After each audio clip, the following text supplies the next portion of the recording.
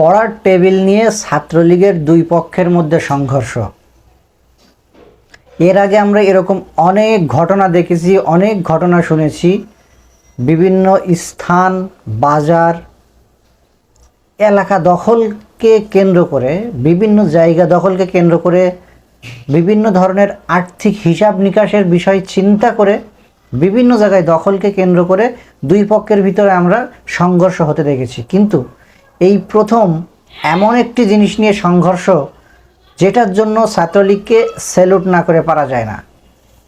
বাংলাদেশ ছাত্রলীগ একটি গর্বিত সংগঠন। জননেত্রী শেখ হাসিনা মানবতার মা, বাংলাদেশ আওয়ামী লীগের সভাপতি, তিনি যেই ছাত্রলীগের একমাত্র অভিভাবক, সেই ছাত্রলীগ আজকে যোগ্য প্রমাণ দিয়েছে যে তারা পড়ার টেবিলকে কেন্দ্র করে সংঘর্ষ করেছে, পড়ার টেবিল দখলকে কেন্দ্র করে। চিন্তা করা যায় কতটুকু পড়ার প্রতি ভালোবাসা, আবেগ, অনুভূতি থাকলে এই ধরনের ঘটনা ঘটাতে পারে তারা। তাদের হাতে যে প্রধানমন্ত্রী কলম তুলে দিয়েছে তার বাস্তব প্রমাণ হচ্ছে এটা। পড়াশোনাকে কতটুকু ভালোবাসলে পড়ার টেবিল দখল করার জন্য সংঘর্ষে লিপ্ত হতে হয়। ঘটনাটি ঘটেছে বগুড়া শহীদ জিয়াউর রহমান মেডিকেল কলেজে। বগুড়া শহীদ জিয়াউর রহমান মেডিকেল কলেজে পড়ার টেবিল দখলকে কেন্দ্র করে ছাত্রলীগের দুই গ্রুপের ভিতরে সংঘর্ষ হয়। এই সংঘর্ষে দুই গ্রুপেরই অন্তত 15 জন আহত হয়।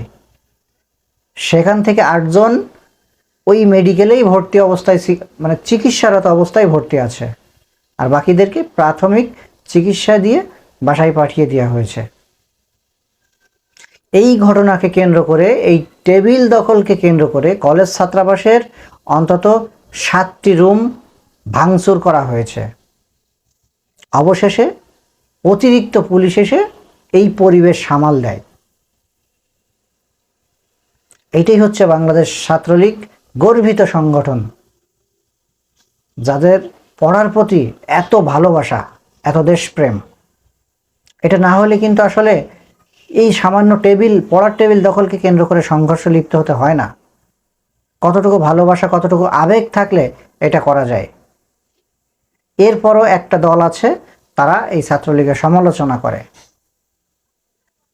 ছাত্রলীগের ভালো দিকগুলো তারা প্রচার করতে চায় না, সবসময় খারাপ দিকগুলো তুলে ধরে। কিন্তু এইরকম যে ভালো দিক, এই দিকগুলো কেন প্রচার করে না, এর জন্য তীব্র নিন্দা জানাই বিরোধী পক্ষের উপরে। যারা বিরোধী পক্ষ আছে তাদের প্রতি তীব্র নিন্দা এবং প্রতিবাদ জানাই।